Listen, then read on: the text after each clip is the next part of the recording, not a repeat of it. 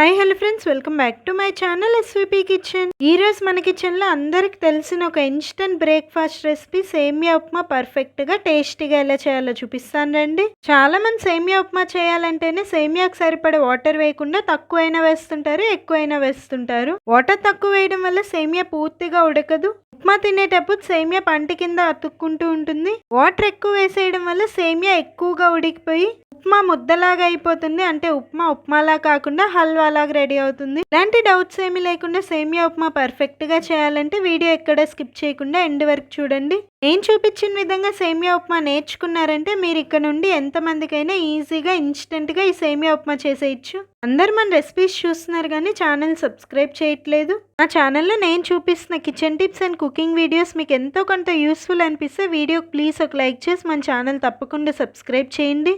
అలాగే మీకు వీలైతే మన ఛానల్ ఇన్స్టాగ్రామ్లో కూడా ఫాలో అవ్వాలి, లింక్ డిస్క్రిప్షన్లో ఇస్తున్నాను. ఇంకెందుకు ఆలస్యం, సేమియా ఉప్మా ఈజీగా ఎలా చేయాలో చూసేద్దాం రండి.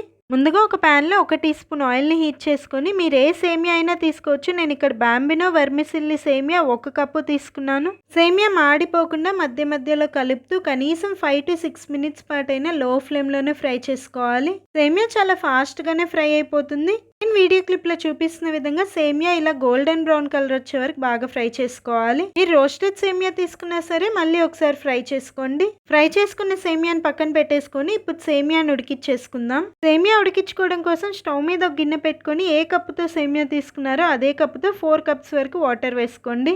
1/2 టీ స్పూన్ ఉప్పు, సేమియా విడివిడిగా రావడం కోసం 1/2 టీ స్పూన్ ఆయిల్ వేస్తున్నాను. నీళ్ళని హై ఫ్లేమ్ లో మరిగించండి. నీళ్ళు ఇలా బాగా మరుగుతూ ఉన్నప్పుడు ముందుగా ఫ్రై చేసి పెట్టుకున్న సేమియా వేసేసి ఒక్కసారి ఇలా కలిపేసుకొని హై ఫ్లేమ్లోనే 6 to 8 మినిట్స్ పాటు సేమియాను ఉడికించుకోండి. సేమియా చాలా ఫాస్ట్గా ఉడికిపోతుంది. నాకైతే కరెక్ట్గా 6 మినిట్స్కి ఉడికిపోయింది. 6 మినిట్స్తో చూపిస్తున్నాను చూడండి. సేమియా ఇలా జస్ట్ కట్ అయితే సరిపోతుంది, పర్ఫెక్ట్గా ఉడికిపోయినట్టే. డైరెక్ట్గా సేమియాను ఉడికించకుండా నేను చూపించిన విధంగా ఫ్రై చేశాకే ఇలా ఉడికించుకోవాలి. అప్పుడే ఉప్మా టేస్ట్ అండ్ ఫ్లేవర్ బాగుంటుంది. ఉడికించుకున్న సేమియాలో ఉన్న ఎక్సెస్ వాటర్ అన్ని ఇలా స్ట్రైనర్ ద్వారా స్ట్రెయిన్ చేసేసుకోండి. 1 గ్లాస్ నార్మల్ వాటర్తో సేమియాని ఇలా వాష్ చేసేసారంటే కుకింగ్ ప్రాసెస్ ఆగిపోతుంది. ఉడికించుకున్న సేమియాని పూర్తిగా చల్లారి పెట్టేసుకోండి. ఇలా సేమియా ఉడికిస్తుండే పక్కన స్టవ్ మీద పోపు పెట్టేసుకోవచ్చు. అప్పుడు మీకు ప్రాసెస్ ఈజీ అయిపోయి ఉప్మా ఇన్స్టెంట్గా ఈజీగా 10 మినిట్స్లోనే చేసేయచ్చు. ఇందాక సేమియా ఫ్రై చేసుకున్న ప్యాన్లోనే 1 టేబుల్ స్పూన్ ఆయిల్ని హీట్ చేసుకొని ఆవాలు, జీలకర్ర, 1 టీ స్పూన్ పచ్చిశనగపప్పు, ఉంటే కొన్ని జీడిపప్పు పలుకులు కూడా వేసుకోండి. పప్పులు మాడిపోకుండా 3 నిమిషాల పాటు లో ఫ్లేమ్లో ఫ్రై చేసుకోండి. చిన్న కప్ సేమియానే తీసుకున్నాను కాబట్టి నేను ఇక్కడ ఒక మీడియం సైజ్ ఉల్లిపాయని సన్నగా పొడవుగా కట్ చేసి వేస్తున్నాను. 1/2 టీ స్పూన్ ఉప్పు వేసుకొని ఆనియన్స్ మరీ గోల్డెన్ బ్రౌన్ కలర్ వచ్చే వరకు ఫ్రై అవ్వాల్సిన అవసరం లేదు, లైట్గా ఫ్రై అయితే సరిపోతుంది. ఆనియన్స్ బాగా ఫ్రై అయ్యాక 1 పచ్చిమిర్చి, 1 రెమ్మ కరివేపాకు వేసుకొని మరో 2 నిమిషాల పాటు ఫ్రై చేసుకోండి.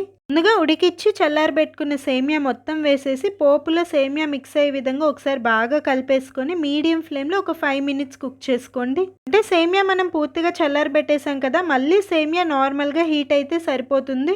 5 మినిట్స్ తర్వాత టేస్ట్ చూసుకొని సాల్ట్ ఏమన్నా తక్కువ ఉంటే అడ్జస్ట్ చేసుకోండి. ఉంటే లాస్ట్గా సన్నగా తరిగిన కొత్తిమీర కూడా వేసుకొని ఒకసారి బాగా కలిపేసుకోండి. అంతే, simple and tasty non sticky సేమియా ఉప్మా రెడీ.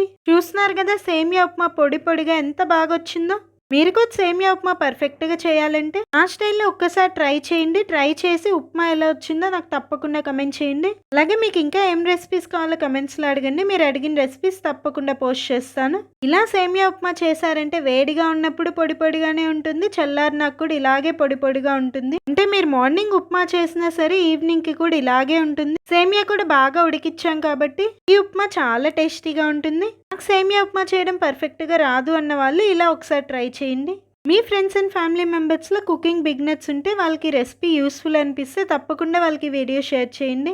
ఈ ఇన్స్టెంట్ బ్రేక్ఫాస్ట్ రెసిపీ మీకు నచ్చితే వీడియో ప్లీజ్ ఒక లైక్ చేయండి. మరెన్నో ఇలాంటి ఇంట్రెస్టింగ్ రెసిపీస్ మీరు పర్ఫెక్ట్గా నేర్చుకోవాలంటే మన ఛానల్ తప్పకుండా సబ్స్క్రైబ్ చేసి బెల్ ఐకాన్ యాక్టివేట్ చేయండి.